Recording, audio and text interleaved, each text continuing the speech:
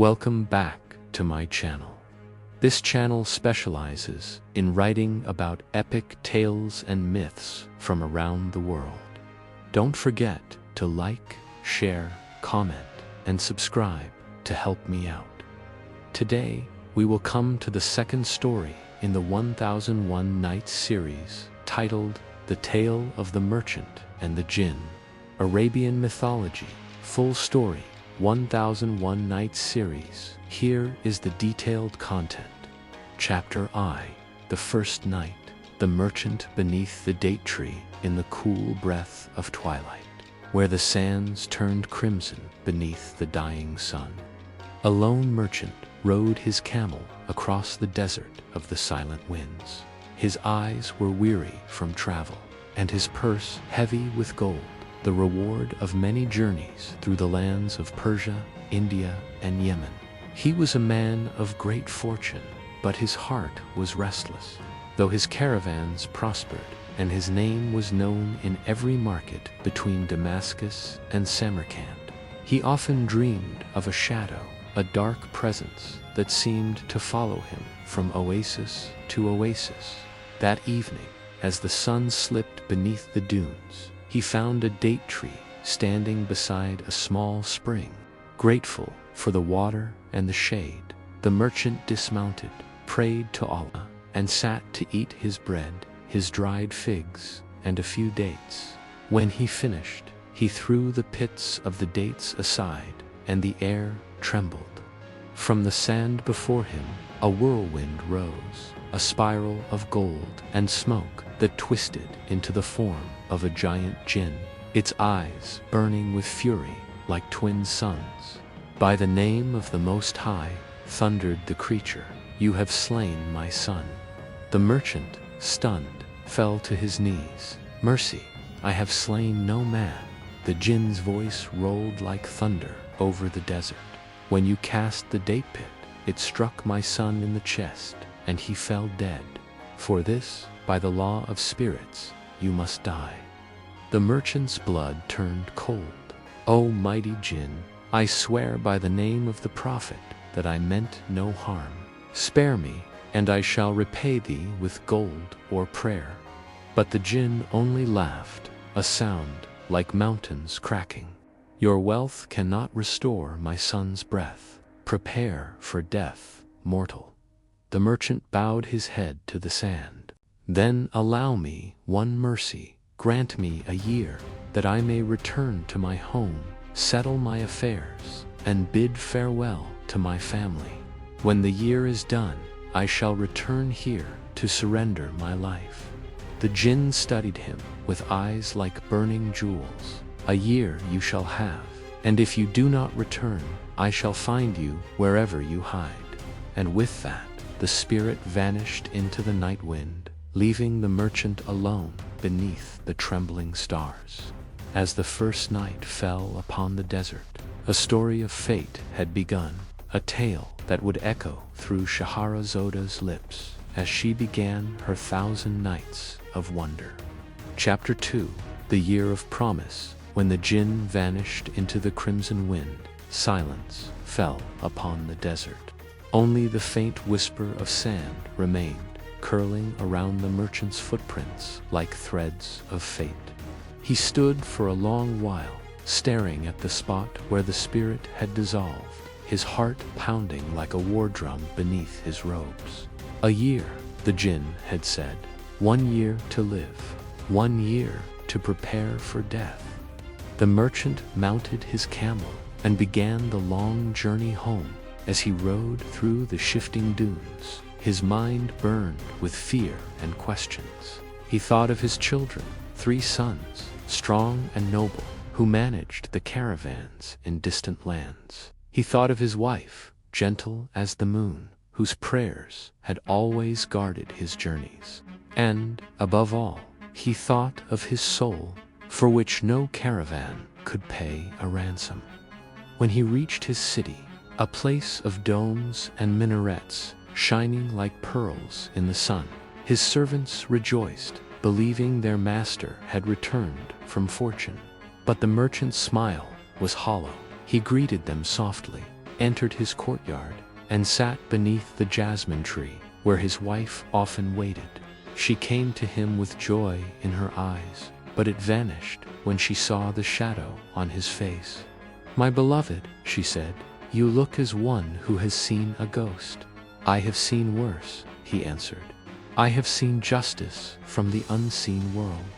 Then he told her everything: the date tree, the meal, the whirlwind, and the Jinn's terrible decree. As he spoke, her hands trembled. "But you did no wrong. The spirits cannot demand life for accident. The spirits follow laws older than men," he replied, "and I gave my word. A merchant's oath is his bond, to man or Jinn alike." For days she pleaded with him to hide, to flee beyond the seas, but he only shook his head. "There is no sea deep enough to escape a promise bound by the heavens." And so began the year of promise. The merchant divided his wealth among his sons, instructing them in fairness and wisdom. He made donations to the poor, freed his servants, and settled all debts of trade and honor. To each of his sons he gave a blessing: to the eldest, courage; to the middle, patience; and to the youngest, faith. But when night fell, he could not sleep. He saw the Jinn's fiery eyes in his dreams, calling him from the sands. As the months passed, he sought counsel from scholars, mystics, and wandering dervishes. One said, "Appease the spirit with offerings." Another said, "Fast and pray, for the most merciful may intervene." And yet another whispered, "No Jinn can take what Allah protects." But deep in his heart, the merchant knew, promises are not undone by prayers alone. And so with each new moon, he marked the passing of time, one grain of sand closer to the end. By the 10th month, the merchant grew quiet and serene. His wife no longer wept, for his peace had become contagious. He spent long hours beneath the stars, speaking softly to his God and to the wind, as if both might carry his words to the unseen realm. Then, one evening, his youngest son came to him and said, "Father, if the Jinn returns, let me stand by your side. Let me defend you." But the merchant smiled sadly. "My son, no sword forged by men can harm what is born of fire. Only truth can face truth." In the 11th month, he sold his caravans and freed his camels. His house, once filled with laughter and gold, became a place of quiet remembrance. He began to write a letter to each of his loved ones, sealed with wax and prayer. "To my sons I leave not wealth, but honor. To my wife I leave not sorrow, but faith. For life is measured not by its length, but by the truth we keep." When the 12th moon rose, bright and cold, the merchant knew the hour had come. At dawn, he gathered his family, kissed them each upon the forehead, and said, "Grieve not for me. My word was my life, and my life shall fulfill my word." His wife clung to his robe. "You walk toward death, then I walk with purpose," he said gently. "For there is no greater sin than to break a vow made before the Almighty." And so he departed, alone, carrying nothing but a flask of water, a loaf of bread, and the strength of his faith. The road stretched endless before him, shimmering with heat and memory. Each dune whispered the stories of men who had lived and died with honor, and somewhere in the wind, the laughter of a Jinn echoed faintly, waiting. By the time he reached the date tree where his doom awaited, the sun had begun to fall. He knelt at the spring, drank a final sip of water, and whispered a prayer for mercy. Then he spoke to the empty air. "I have returned, O Spirit of Fire. I have kept my word. Let justice fall as the heavens will." The wind stirred, the sands rose once more, and from the golden storm the Jinn appeared, towering, radiant, and grim. "You have kept your word," the spirit said, its voice deep as thunder.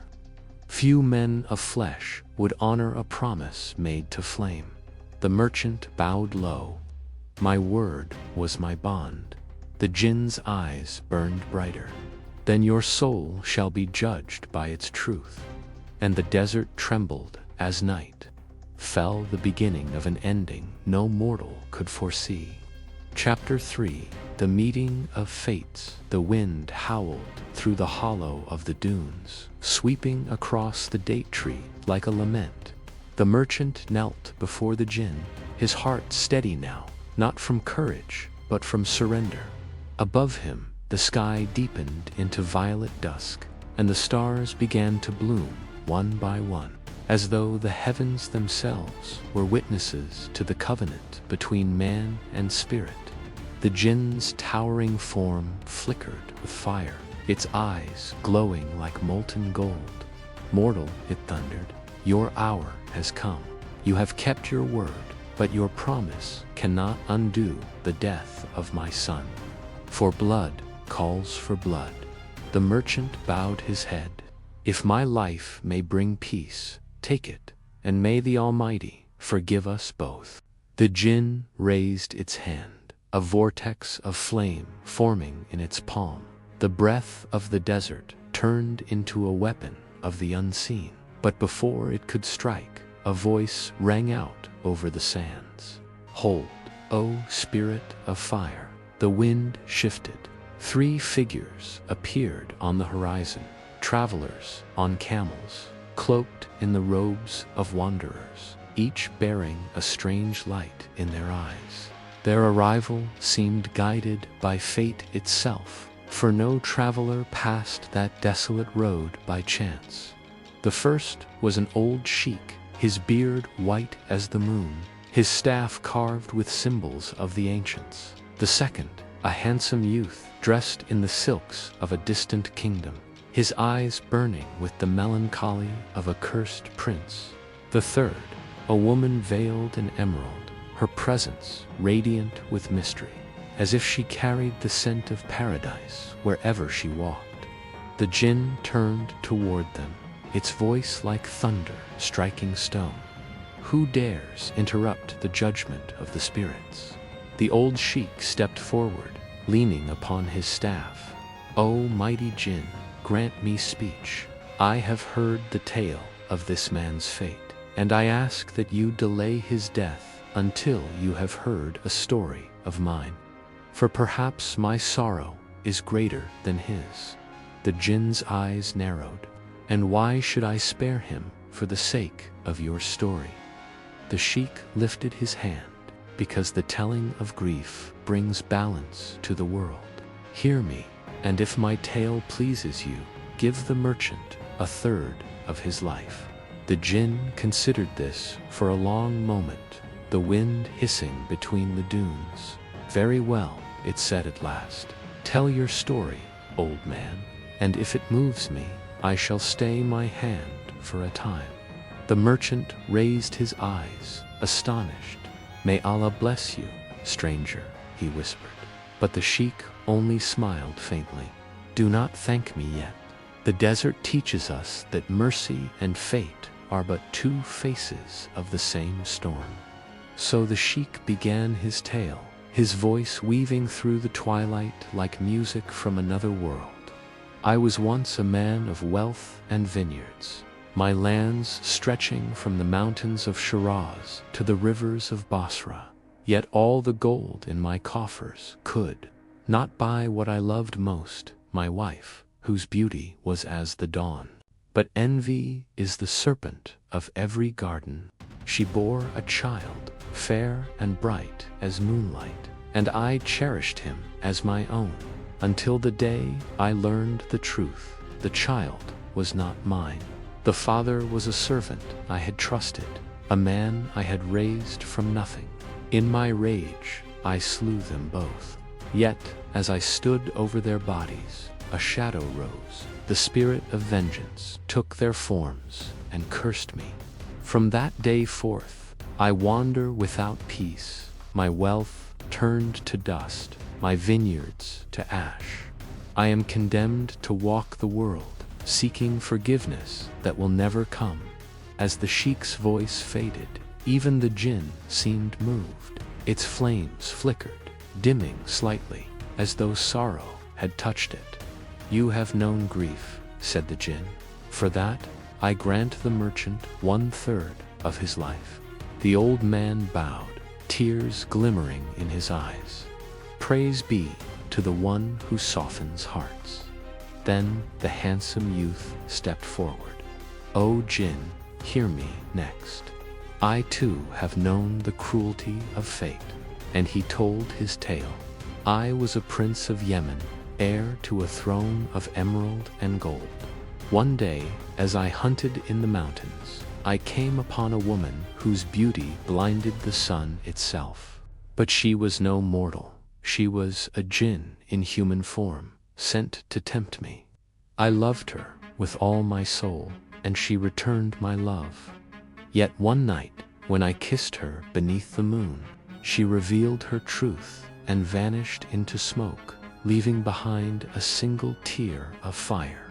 I have carried that tear in my heart ever since, burning day and night." The Jinn listened, its expression unreadable.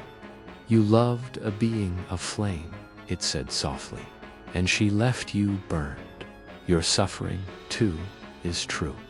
It turned toward the merchant. "Another 1/3 of your life is spared." Finally, the veiled woman stepped forward. Her voice was like water in the desert, soft yet filled with power. "O spirit of fire," she said, "my story is not of love or vengeance, but of patience. I was once a healer in the court of a great sultan. I cured the sick and comforted the dying. But envy rose among the ministers, and they accused me of sorcery. The sultan, deceived by their lies, ordered my execution. Yet when the sword fell, the heavens intervened. A storm scattered the guards, and I fled into the wilderness. Since that day, I have healed the poor and the forgotten, seeking no reward but peace." When she finished, even the desert was silent. The Jinn lowered its fiery gaze. "Your story carries the scent of mercy, and mercy is the strongest fire of all. The merchant's final 1/3 of life is spared." The merchant fell to his knees, tears flowing freely. "Blessed be Allah, who sends strangers as angels." The Jinn's form began to dissolve into the wind, its voice echoing softly, no longer fierce, but solemn. "Know this, mortal, no soul is beyond redemption. Even spirits must learn compassion." And as the dawn broke, painting the desert in gold, the merchant looked upon the 3 travelers, but they were gone, leaving no trace but footprints fading in the sand. From that day, the merchant devoted his life to charity and wisdom. His story, carried by bards across the East, a tale of promise, judgment, and the mercy hidden in the hearts of strangers. And so Scheherazade's voice fell silent for a moment, her eyes glimmering like twin stars beneath her veil.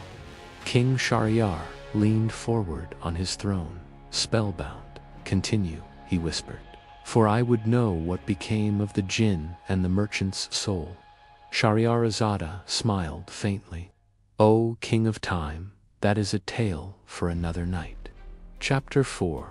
The Whispering Desert. The dawn came softly, brushing the dunes with silver light. The merchant, though weary from his long vigil, felt reborn beneath the rising sun. The Jinn had vanished, leaving behind no flame, no ash, only silence, and a lingering scent of myrrh, as if the desert itself exhaled in relief. For the first time in a year, the merchant's heart was light. He looked upon the horizon and saw the world anew, endless sands shimmering like liquid gold, the far-off call of a falcon, the sun ascending as a promise of mercy fulfilled. He fell to his knees, whispering, "Praise be to the Most High, whose justice is tempered by compassion." But as he mounted his camel to return home, a strange unease crept into his soul. The wind carried faint whispers, not of spirits or men, but of voices older than time, murmuring just beyond understanding. That night, as the merchant camped beneath a lonely date tree, those whispers grew louder. At first, they sounded like shifting sand, then like distant songs, and finally like words. "You have been spared, but mercy bears its shadow." He woke in cold sweat. The desert was still. The stars blazed above, cruel and beautiful. His camel stirred nervously, as though sensing something unseen. "Who speaks?" he demanded. His voice was lost in the vast silence. Only the wind answered, yet deep in his bones, he knew the truth. The Jinn's mercy was not the end of his tale, but the beginning of another. The following days blurred together, sun, sand, and silence. The merchant followed familiar trade routes, but they no longer felt the same. Where once he saw wealth and opportunity, now he saw emptiness. Merchants haggling over spices, men fighting over gold, each chained to illusions he had once worshipped. In the quiet of his journey, his mind began to change. He remembered the three travelers, the sheik, the prince, and the veiled healer. Their faces haunted him. Were they mortals like him, or emissaries of the divine? He could not know. Yet one truth burned bright. Mercy had saved him, not power. And in that mercy lay a lesson deeper than gold or fear. He stopped at an oasis village to rest. The people there were poor, their wells shallow, their children thin as reeds. Seeing this, the merchant gave away his last pouch of silver, saying, "I was given life by compassion. Let compassion give life to you." The villagers wept and blessed him, calling him the traveler of mercy. That night, as he slept beside the oasis, he dreamed again of the Jinn. But the spirit's form was no longer made of fire. It appeared cloaked in shadow and starlight. Its voice no longer thunder, but whisper. "You speak of mercy," the Jinn said, "yet mercy without understanding is like water poured into sand." The merchant bowed in his dream. "Teach me then. If my life was spared for a reason, reveal it." The Jinn's eyes gleamed like twin moons. "The world is bound by oaths and debts between man and man, between spirit and soul. You have been forgiven, but the balance remains undone. Seek the place where the wind sings without echo, where no shadow dares follow. There your truth awaits." And the Jinn vanished. When the merchant awoke, the words lingered in his heart like a seal. He rose, leaving the oasis behind, and set out once more into the deep desert, toward an unknown destiny. Days passed. The desert grew harsher, wilder, as though testing his resolve. His lips cracked from thirst, his eyes burned from the sun, yet he pressed on. Each night, the stars seemed to move, forming strange constellations above him, patterns of eyes, flames, and ancient symbols that glowed faintly before fading into the dawn. By the seventh night, he reached a place no map marked, a valley of white sand that shimmered like glass beneath the moon. The air was still, heavy with silence. And then he heard it, a faint hum, like a song woven from wind and sorrow. He followed the sound until he came upon a stone altar, half buried in sand, etched with runes that shimmered faintly blue. Before it lay three objects: a scroll, a dagger, and a mirror. The merchant trembled. he felt the presence of the unseen pressing upon him. He touched the scroll. It unfurled itself, revealing words written in flame. Mercy without truth is blindness. Truth without mercy is ruin. Choose wisely. He turned to the dagger. Its blade gleamed with strange light, showing images of his past, the killing pit of the Jinn's son, the tears of his wife, the faces of the strangers who had saved him. He turned to the mirror and saw not his reflection, but the Jinn itself, staring back at him from the depths of silver. You sought freedom, said the reflection, but freedom is not the end of judgment. Every mercy demands balance. The merchant's heart pounded. Then tell me what I must do. The reflection's lips curved in a sad smile. Not all debts are paid with blood.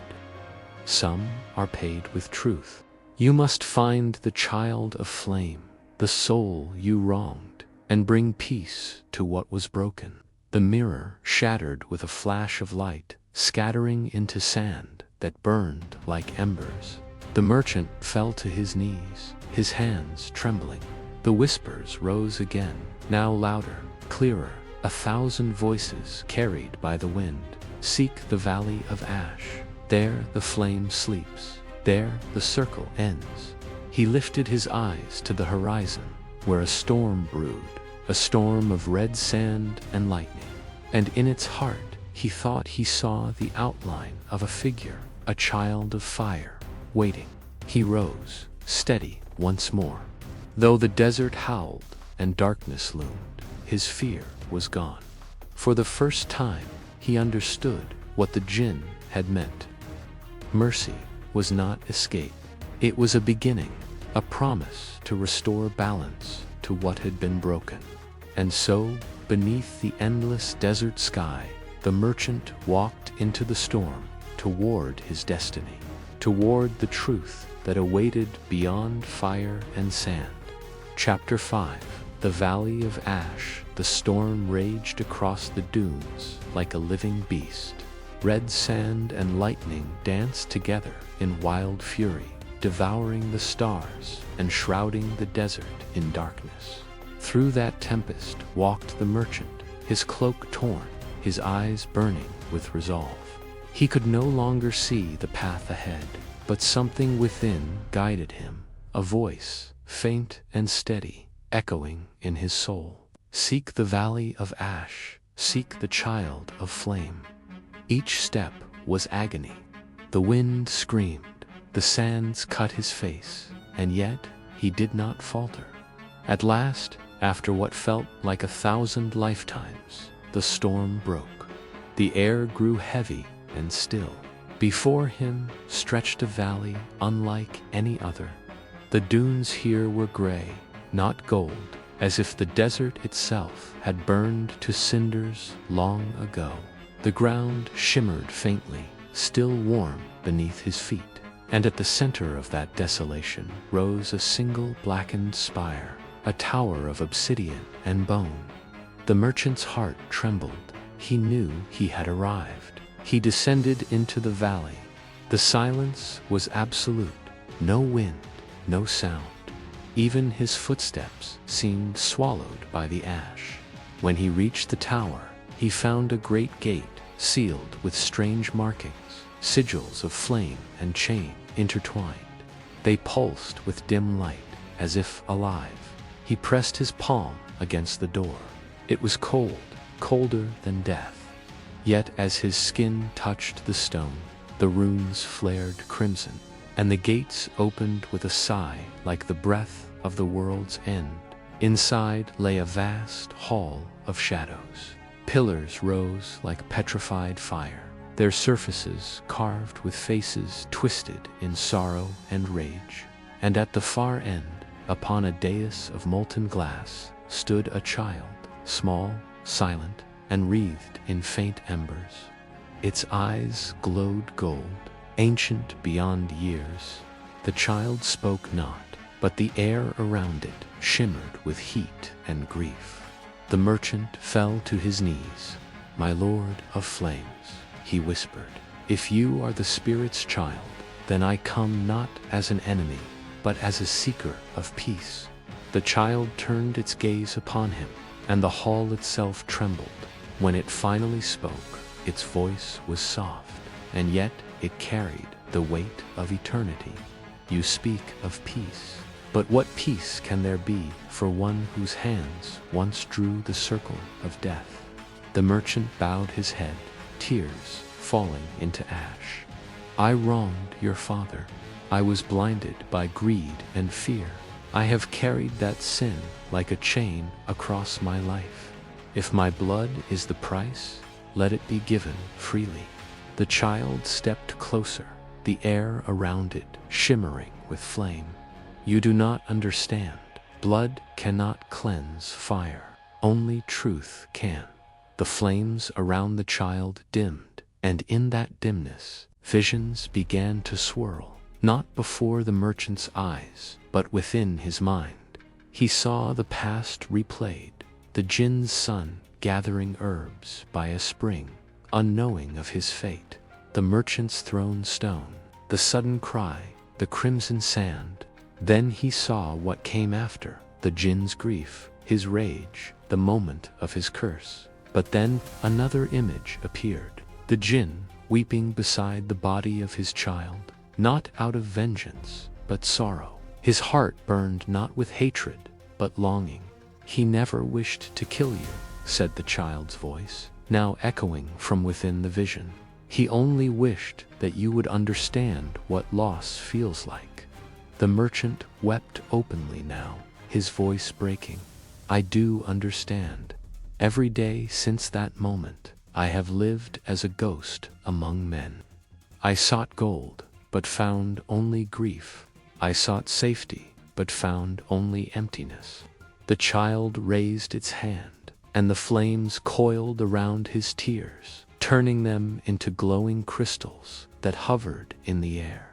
"Then you have paid your debt. Grief is the mirror of mercy. To see your sin and not turn away, that is redemption." The merchant looked up, astonished.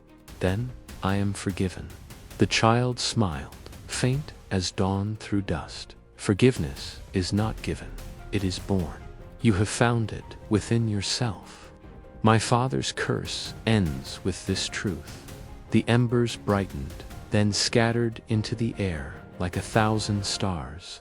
The hall grew luminous, the pillars melting into light. And before the merchant could speak, the child of flame stepped forward and placed a hand upon his heart. "Carry the fire, not as burden, but as wisdom. Tell the world that mercy and truth are one flame, never to be divided." With that, the child vanished, not in smoke or ash, but in light. The merchant stood alone once more. The valley, once gray and dead, now shimmered with golden sand. The sky opened, and the sun rose higher than he had ever seen, its warmth filling every breath. He walked back through the desert, no longer the man who had once feared death. His steps were light, his eyes shone with quiet peace. When he reached the oasis where he had once rested, the villagers greeted him in awe, for though he was the same man, a faint glow seemed to follow him, as though the desert itself bowed before him. He stayed with them for a time, teaching what he had learned, that power without compassion is ruin, and mercy without truth is blindness, and that redemption, like the desert sun, must burn before it heals. That night, beneath the endless stars, he whispered his final prayer. "May my story remind those who wander, the fire that destroys can also purify, if one dares to face its light." And far away, unseen, a whisper answered from the wind, "Your debt is paid, the circle is whole."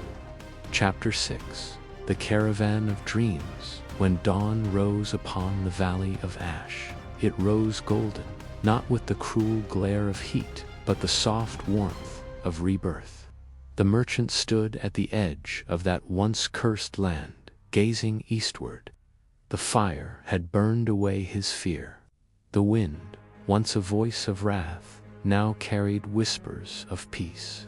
He had walked through storm and shadow and come out whole. But his journey was not done, for the Jinn's last words still echoed in his mind. Carry the fire, not as burden, but as wisdom. And wisdom, he knew, must travel, must be shared. So he gathered his meager possessions, mounted his camel, and turned toward the horizon where the desert shimmered like a sea of mirrors. The stars above lingered pale against the morning light, as though watching him with quiet expectation. For days he wandered, guided by instinct more than map. Each night he camped beneath the heavens, dreaming of forgotten cities, of towers made of crystal and brass, of voices singing in 1,000 tongues. On the 7th night, as he rested near a salt lake, a strange glow appeared on the horizon, faint at first, then growing brighter, until it shimmered like a serpent of light winding through the dunes. The merchant's heart quickened. He rose, shielding his eyes. It was not fire, it was a caravan, vast, silent, and unlike any he had ever seen. The camels wore silken harnesses that glimmered like moonlight. Lanterns of emerald and ruby hung from their sides, illuminating banners inscribed with runes that shifted as they moved. And among them walked figures clad in robes of indigo and gold, their faces half veiled, their eyes shining as if lit from within. At their center rode a woman upon a white mare, her cloak woven with silver thread, her gaze calm and infinite. The merchant bowed low as the caravan approached. She reined in her horse before him. "Peace upon you, traveler of mercy," she said. Her voice was music, soft, yet resonant with hidden power. "You walk with the scent of the valley of ash upon your soul." He looked up, astonished. "You know of it?" She smiled faintly. "We are the caravan of dreams. We walk the borders between worlds, where men's stories meet the breath of spirits. We have seen all who seek truth, and all who flee from it. I have sought redemption," he said. "I was spared by a Jinn and taught that mercy is fire. But now I wonder what lies beyond forgiveness." Her eyes glimmered like dawn upon still water. Beyond forgiveness lies remembrance. To be healed is not to forget, but to carry one's scars as stars upon the soul. She gestured toward the caravan behind her. "Come, walk with us. The city of stars awaits, where all stories are gathered and weighed. Perhaps there you will learn the final shape of your truth." And so he joined them. The caravan of dreams moved, not by the pace of beasts, but by rhythm, like a song woven through the desert wind. They traveled in silence during the day, resting in the shadows of cliffs that seemed carved by divine hands. At night, when the world grew still, they told stories. Each traveler had a tale. One spoke of a kingdom lost beneath the sea, whose coral towers still sank to the moon. Another of a scribe who wrote the names of angels upon grains of sand. Another, a girl with eyes of amethyst, told of a mirror that could reflect the future, but never the face that gazed into it. The merchant listened, entranced. He began to understand that each story was not merely told, but lived, each one a spark in the eternal tapestry of existence. When his turn came, he spoke of his sin, his curse, and his redemption. And when he finished, the caravan fell silent. The woman who led them, the rider of silver light, nodded slowly. "You have walked through the fire of truth," she said. "But even now, the flame within you seeks meaning. Come to the center of the camp when the moon is highest." That night, the moon hung full above the desert, vast and white. The merchant approached the center of the camp, where an ancient brazier burned with blue fire. The rider of silver light waited there, surrounded by figures cloaked in shadow and light alike. She motioned for him to stand before the flame. "This fire," she said, "burns with the breath of the dreaming. It shows what the heart hides, not to judge, but to reveal." He hesitated. Then, slowly, he stepped closer. The flames rose higher, curling into shapes, faces, memories, stars. He saw the child, aflame again, smiling softly. He saw his wife, weeping with joy at his return. He saw the Jinn, standing upon the dunes, no longer wrathful, but proud. And beyond them all, he saw something else, a great city, suspended in the heavens, like a constellation made flesh. Its towers were carved from starlight, its streets paved with mirrors, its gates crowned with fire. "What is this place?" he whispered. "The city of stars," the woman answered, "the heart of all dreams.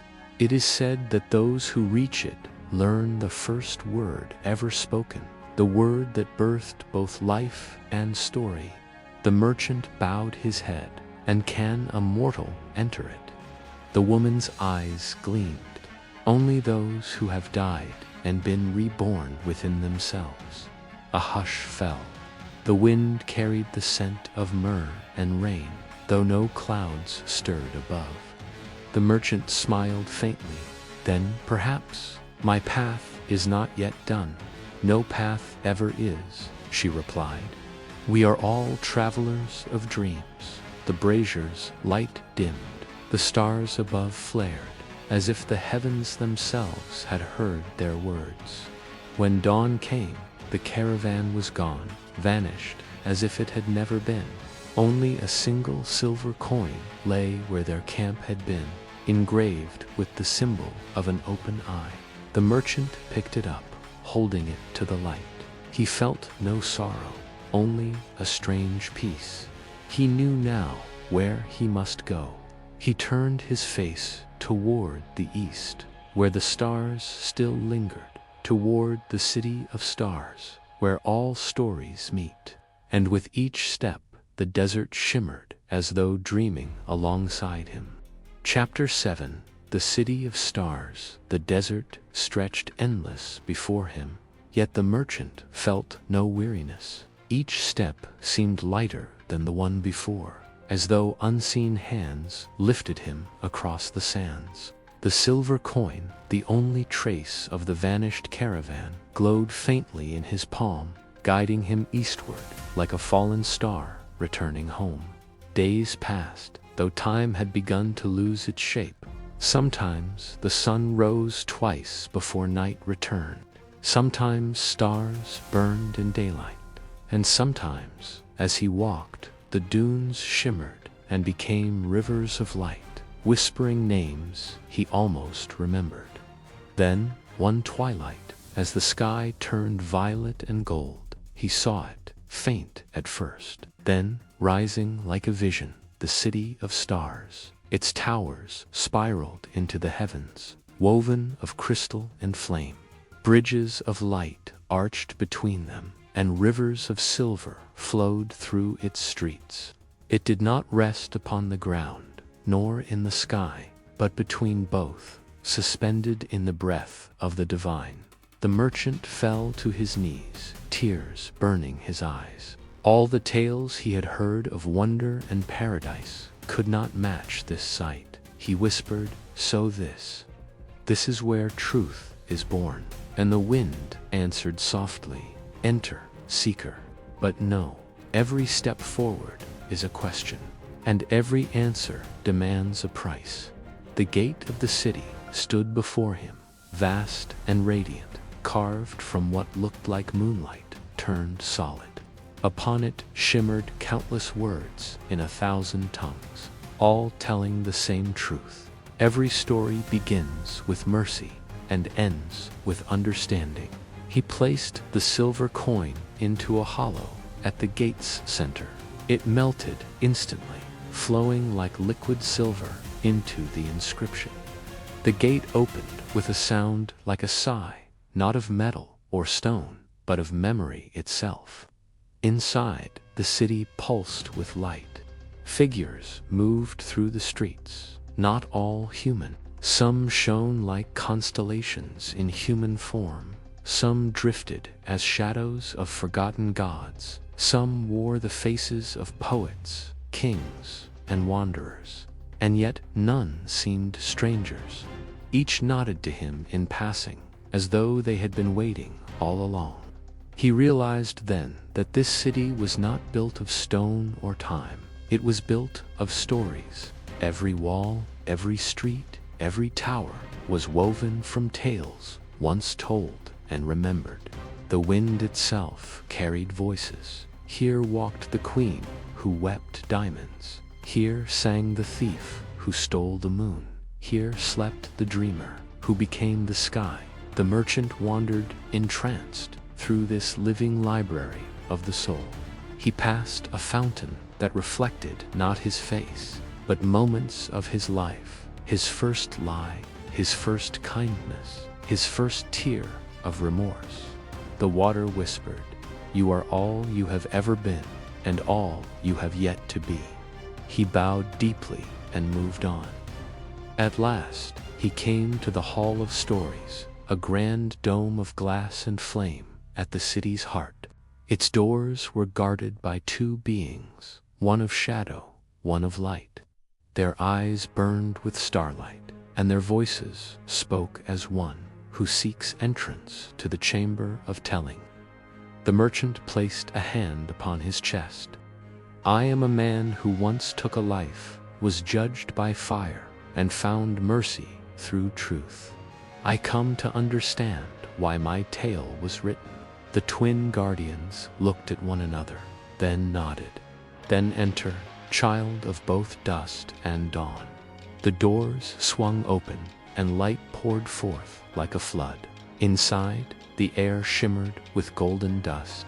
Thousands of scrolls floated in the air like fireflies, whispering in 1,000 voices. And in the center of that radiant chamber stood a woman, veiled in silver, her eyes endless as the night sky. She turned toward him, and he felt as though the stars themselves bowed. "Welcome, traveler of mercy," she said. "Your name is written in the winds of the desert and the tears of the Jinn. Do you know where you stand?" He knelt in the city of stars, where all stories end. She smiled faintly. "No, my child.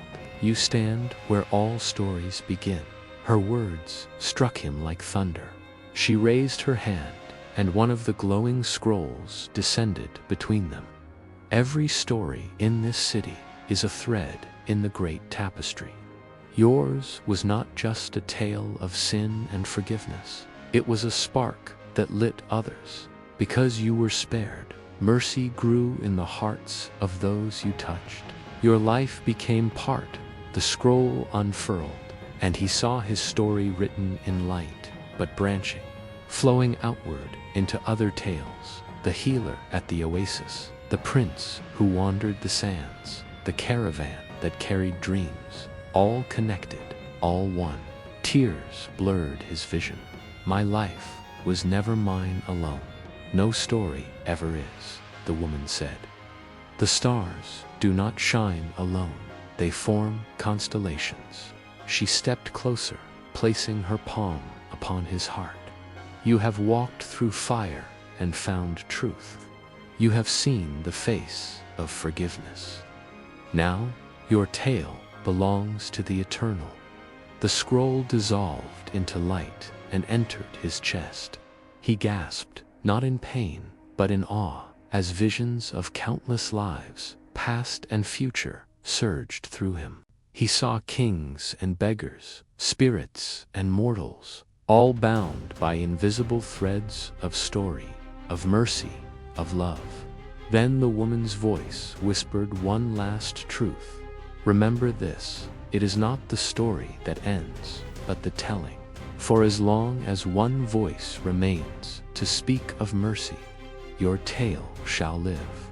When he opened his eyes again, he stood outside the city gates. The dawn was breaking. The city of stars shimmered in the distance, fading, becoming one with the sky. He felt no sorrow, only peace. He turned toward the world of men once more, carrying light in his heart, a flame that would never die. And as he walked across the awakening desert, the wind rose softly, whispering a name, not his, but that of another, Scheherazade. For somewhere far away, a queen of stories would soon begin to weave these very words into the tapestry of 1001 Nights. Chapter 8. Scheherazade's dream night descended upon the royal city like a silken veil, heavy with perfume and secrets. Beyond the marble walls of the palace, the world slept, but within the royal chambers, a single candle burned, flickering like a heartbeat against the dark.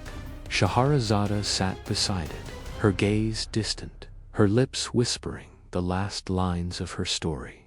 Her voice flowed like music, gentle, melodic, carrying both sorrow and hope.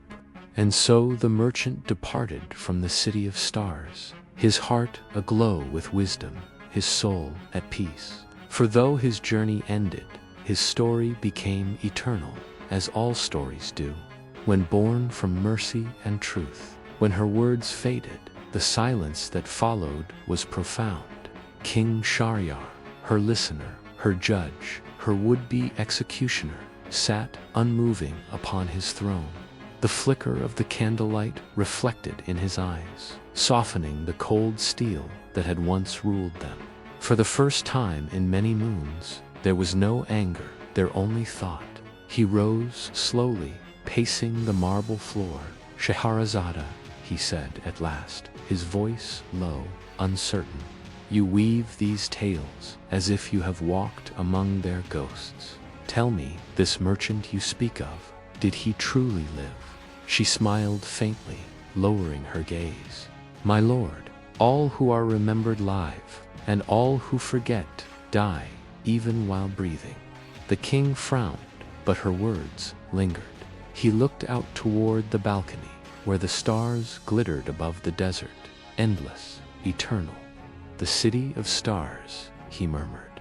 You describe it as though you've seen it, in dream, or perhaps, my king, all who tell stories have glimpsed it, for it is said that every tale begins there. He turned back to her, searching her face for deception, but found only serenity. At last he said, You speak of mercy as though it were a weapon, stronger than vengeance. She bowed her head. It is, my lord. For mercy can unmake what vengeance cannot touch, the darkness within the heart. Her words fell like drops of water upon stone, and in that silence, Shahryar felt something stir, something long buried.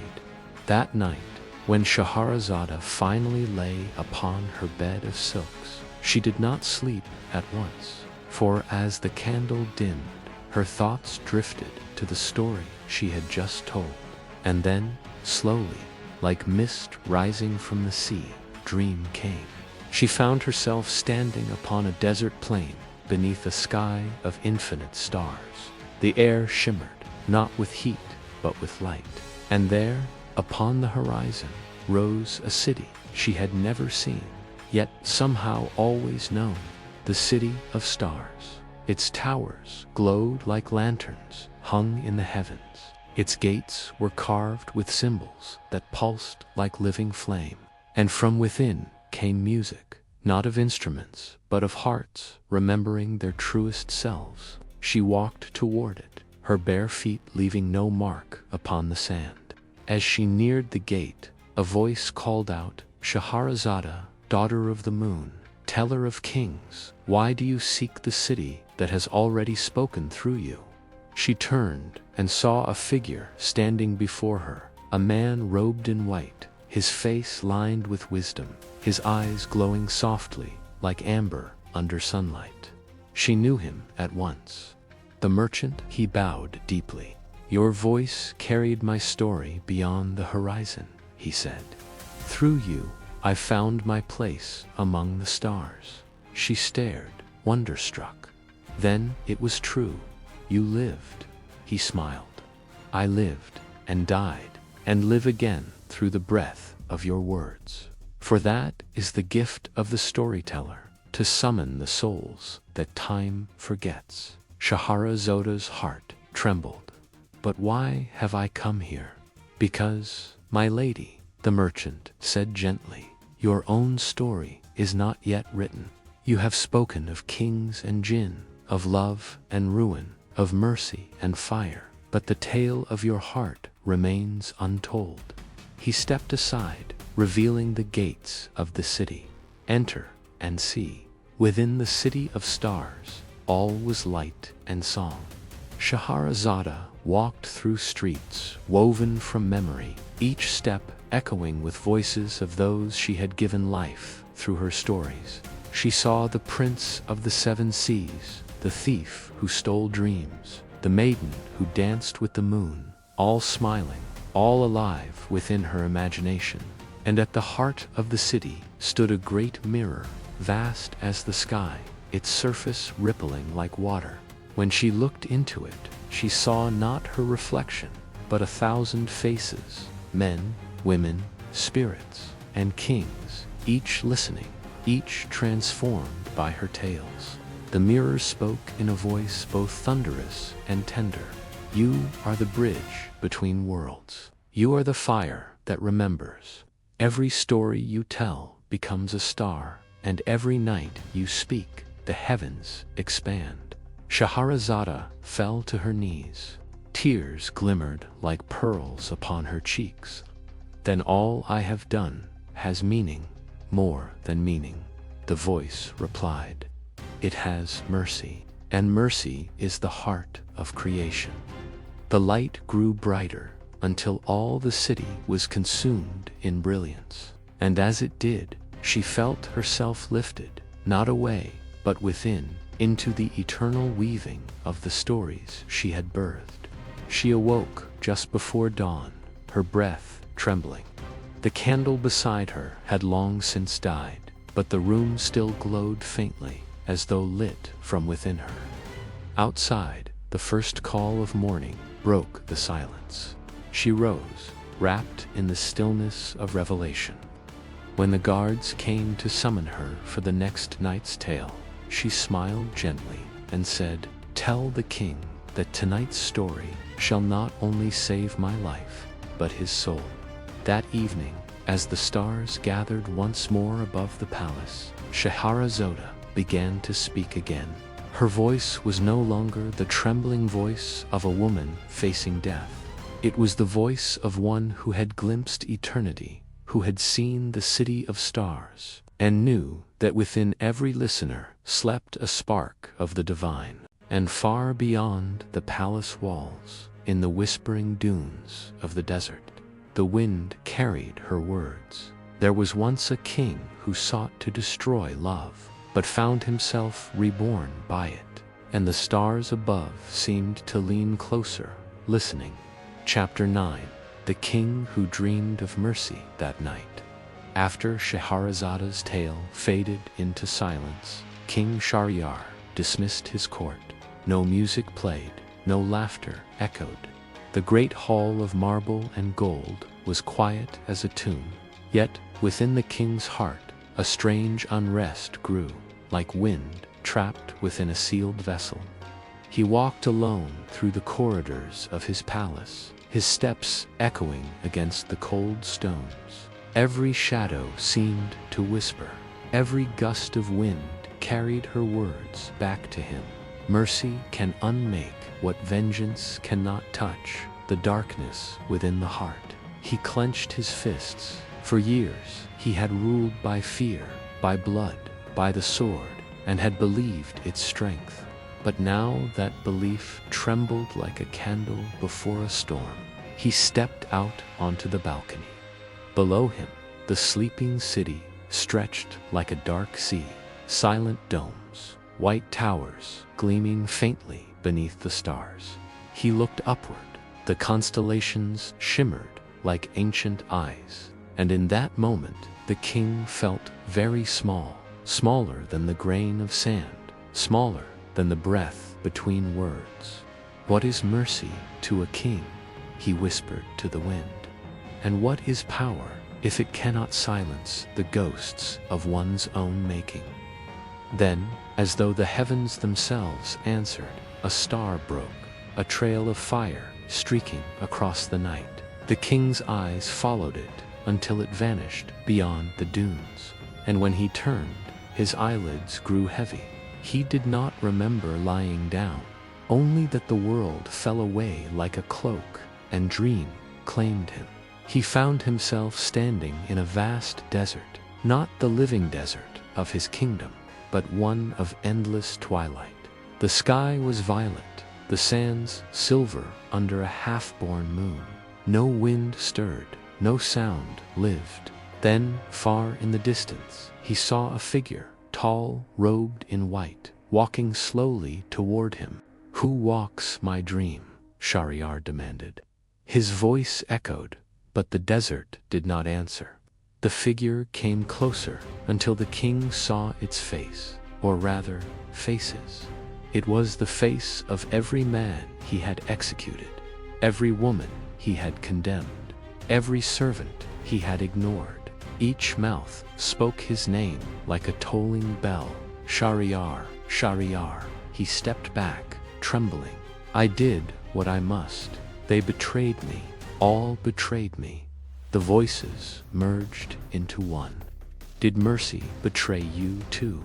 The words struck him like a blow. He turned away, but wherever he looked, the faces multiplied, a tide of silent eyes, of blood and dust. "Leave me," he roared. "I am king." The desert shook, the moon turned red, and from the horizon rose a towering shadow, the Jinn of vengeance, born from the smoke of his sins. It loomed vast as a mountain, its eyes like burning coals, its voice rolled like thunder. "King of men, you summoned me when you first shed blood in wrath. I have walked beside you ever since, whispering in your ear, feeding your pride. And now you wish to banish me." Shahryar's sword appeared in his hand, bright as thought. He lifted it high. "I will end you, spirit." The Jinn laughed, a sound like tearing stone. "Can a man slay his own shadow?" The king's blade struck, but the Jinn's form split into sand, then reformed, blow after blow, the same. His sword passed through the creature like smoke, and then the Jinn whispered, "You cannot kill me, for I am born of your fear. You can only unmake me by mercy." The words burned in Shahryar's mind. Mercy, the same word Scheherazade had spoken, but mercy had no blade. Mercy was weakness. Mercy had cost him everything once, or so he had believed. Yet now, as he faced the Jinn, his heart ached with a truth too heavy to deny. He fell to his knees. "If you are born of my hatred," he said softly, "then let me starve you." The Jinn hissed, shrinking. "What are you doing, king?" "I forgive them," Shahryar said, his voice trembling but steady.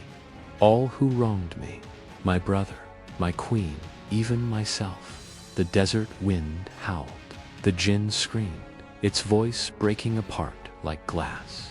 "You cannot forgive what you do not forget. Then I will remember, but without hate."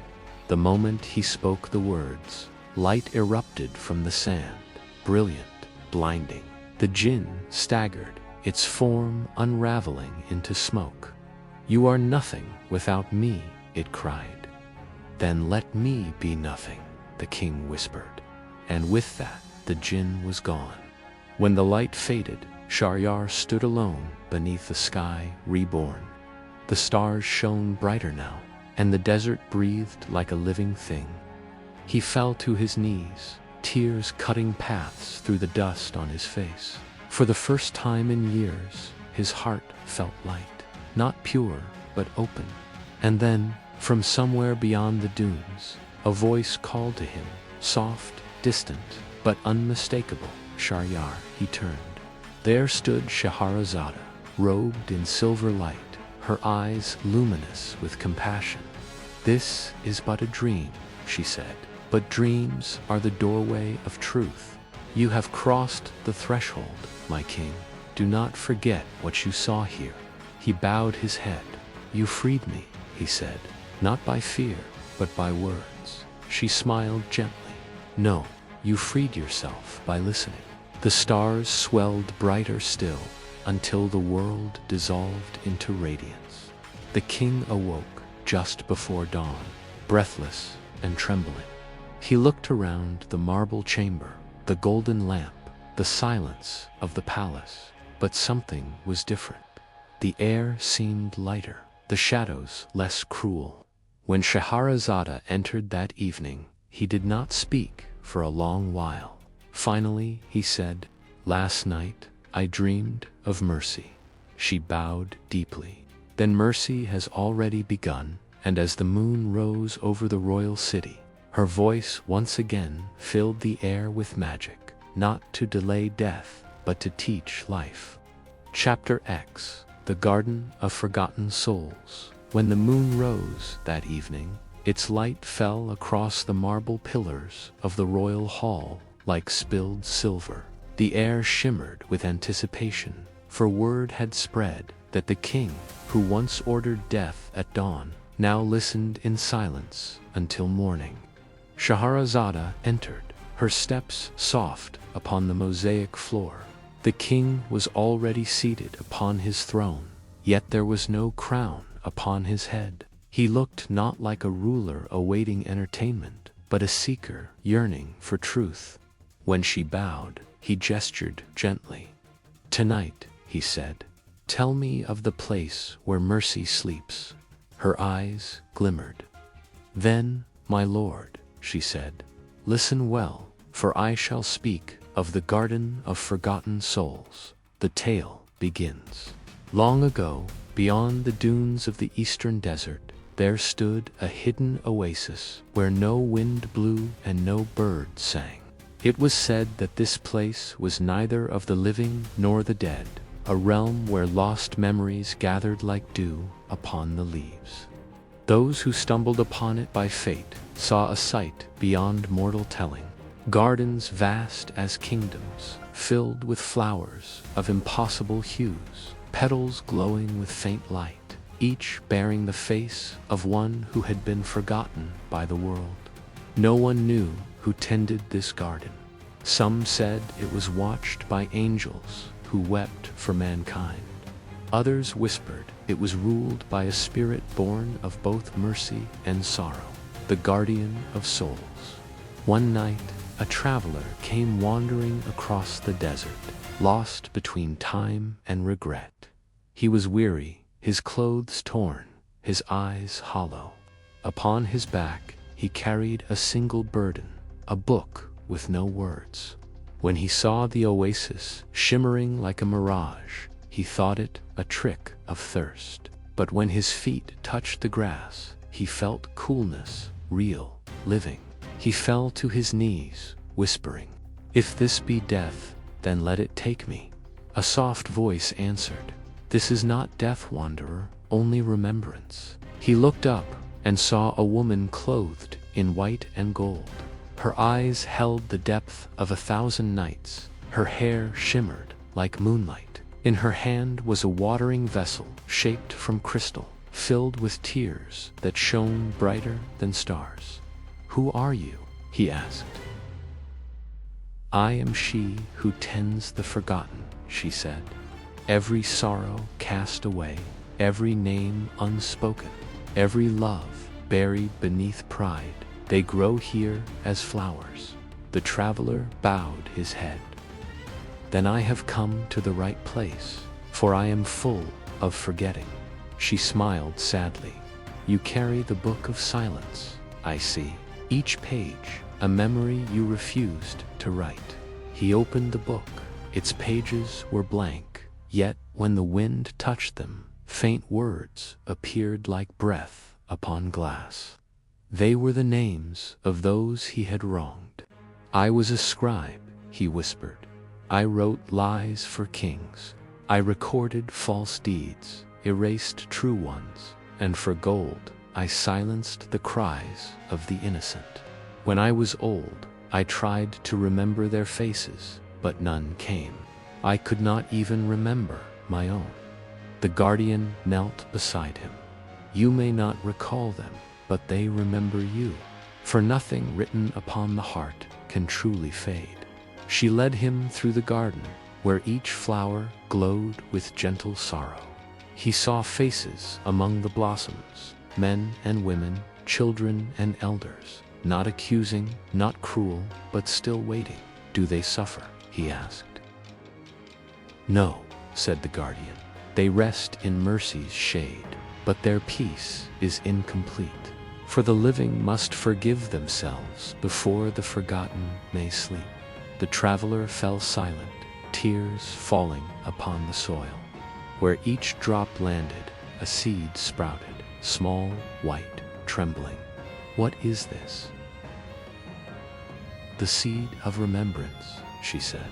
Only those who forgive may see it bloom. He clutched his chest. Then let me stay here, tending them until I am forgiven. The guardian smiled, not with joy, but with that deep sorrow that only immortals know. That is not mercy, traveler. Mercy does not trap itself in sorrow. You must leave and carry the memory of this place into the waking world. But I have nowhere to go. Then walk toward the dawn, she said softly. For dawn is nothing but forgiveness rising from the night. She touched his forehead. In that instant, he felt all the weight of the forgotten flow through him. Every sorrow, every hope. The flowers shimmered, their light rising into the sky like constellations being born. When he awoke upon the sand, the garden was gone. But the book he carried was no longer blank. Upon its pages, written in light, were the names he had once erased, and at the end of it, his own. The tale ends. Scheherazade's voice faded like a wind, retreating into the dunes. For a long while, Shahryar sat motionless, his eyes glistening.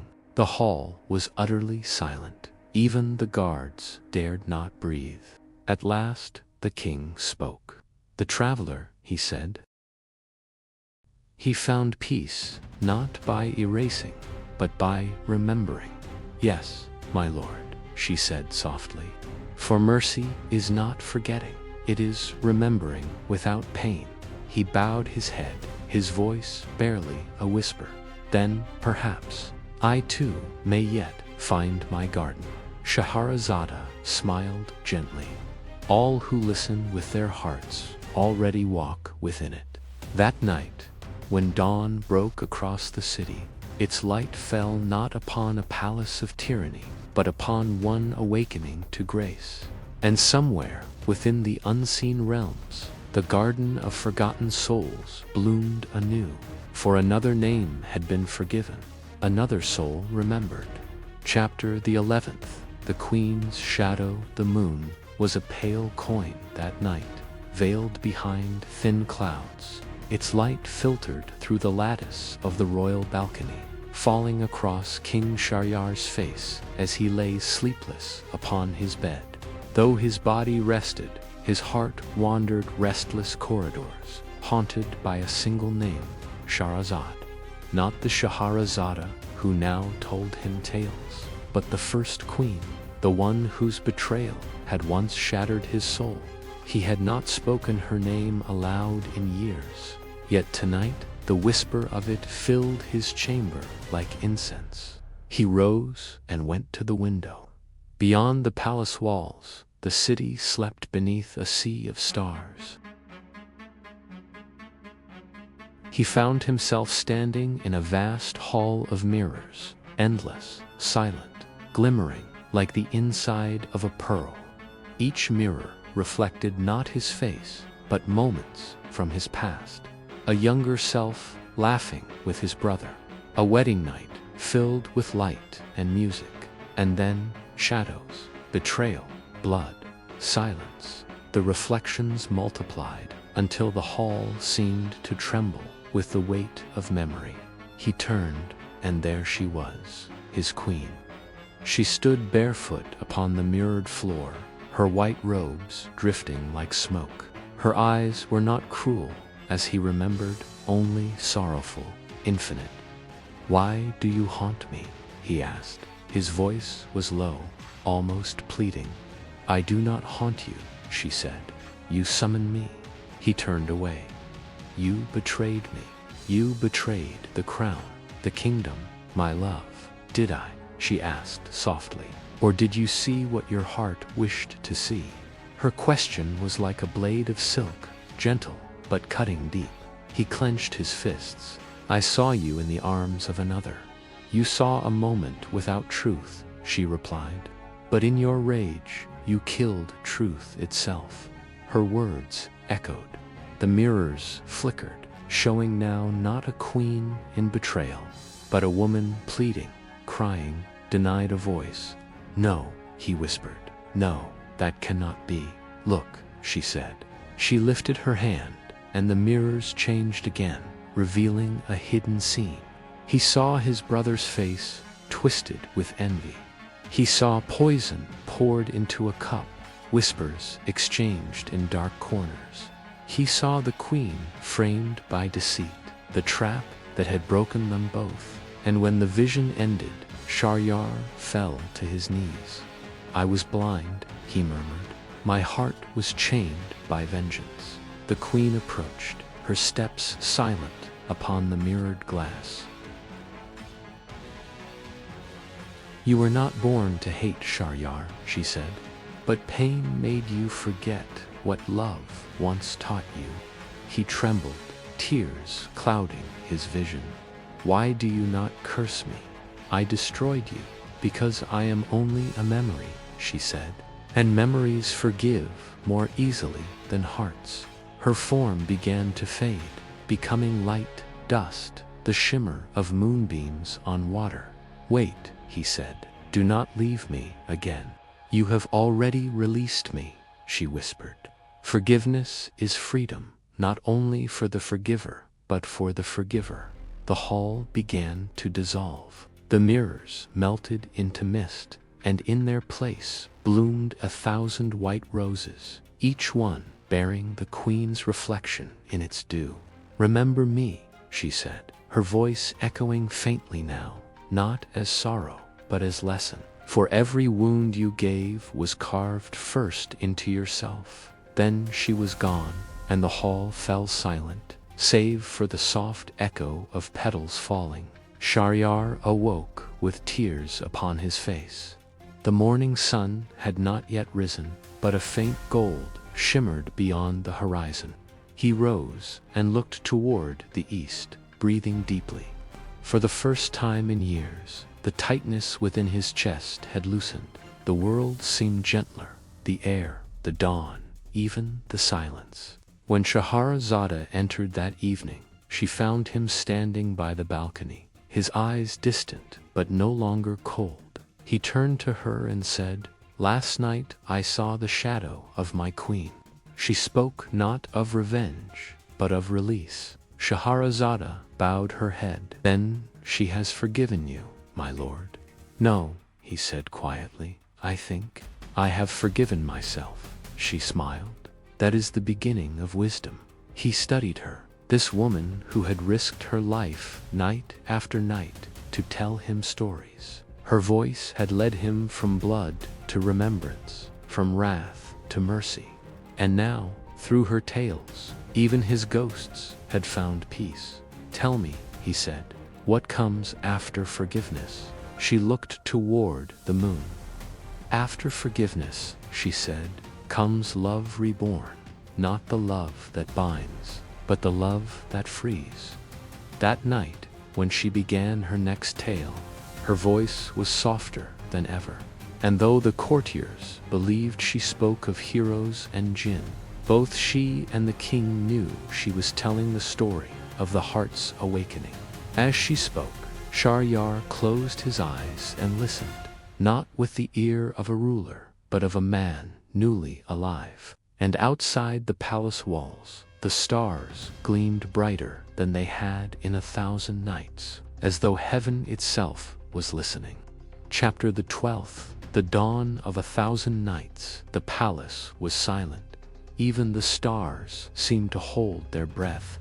It was the 1,000th night, 1,000 nights since Scheherazade first entered the king's chamber with trembling hands and fearless heart.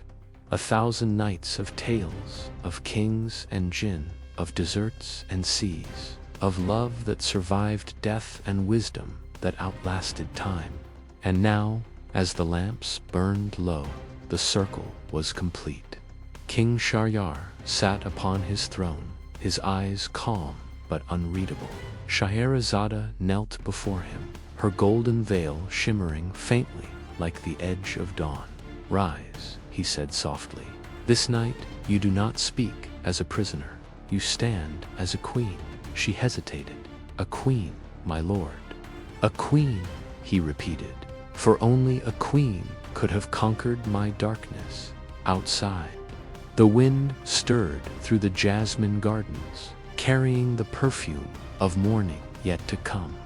Within the chamber, Scheherazade began her final story. Her voice was steady, low, like the river that remembers its way to the sea. "Once," she said, "there was a great king who, in his grief, cursed the stars for shining when his heart was dark. To punish the world, he swore that love was an illusion and trust a dream for fools." The king smiled faintly, recognizing himself in the story, but she went on.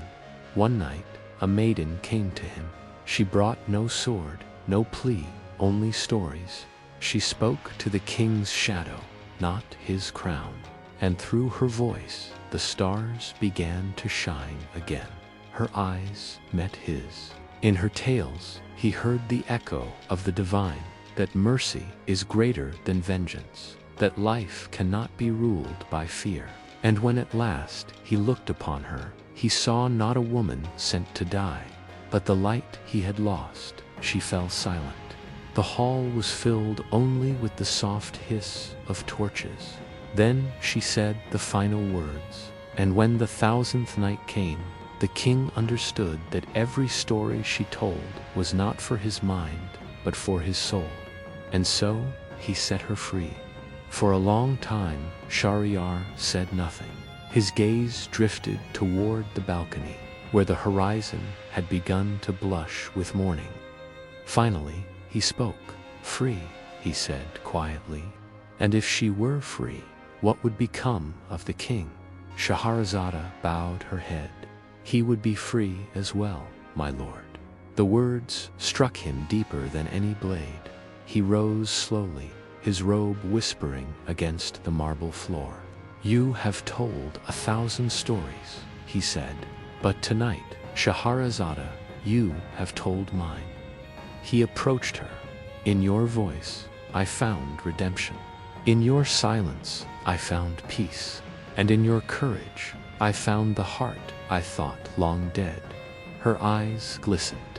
"Then the tales have done their duty." "No," he said gently. "They have only begun." He extended his hand.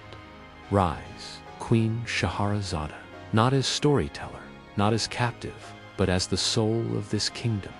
As the first light of dawn spilled across the palace, Shahryar led her to the balcony. Below them, the city stretched awake, its domes glittering like 1,000 pearls under the rising sun. He turned to her. "Look, Scheherazade, the curse is broken. Not by sword or spell, but by story." She smiled. "Stories are the truest magic, my king. They bind what time divides." He took her hand, and together they watched the sun climb higher, gold upon gold, light upon life. And in that moment, 1,000 nights of sorrow dissolved into one perfect morning. Years passed. Under their rule, the kingdom became known not for its conquests, but for its wisdom. Every moon, storytellers gathered in the royal court, their voices weaving new worlds into the air. Children grew up hearing Scheherazade's tales of the fisherman and the Jinn, of Sinbad's voyages, of love that outlasted death. And with each telling, the people remembered that even in the darkest hour, a story could be a lantern. When travelers came from far lands, they spoke of a realm ruled by a king once cursed by sorrow, and a queen whose words healed the world. One evening, many years later, as the sun sank crimson beyond the city walls, Scheherazade sat by the window, her hair now silvered by time. The king entered quietly. "You still watch the sunset, my love?" She smiled faintly. "Every ending reminds me of a beginning." He sat beside her, their hands intertwined. "Tell me," he said, "after all these years, which of your 1,000 tales do you cherish most?" She looked toward the horizon. "The one I never told," she whispered. "And which is that?" "The story of a king who found his soul again." He laughed softly, and together they watched the last of the light fade. As darkness fell, a single star ignited in the heavens, bright, eternal, unafraid.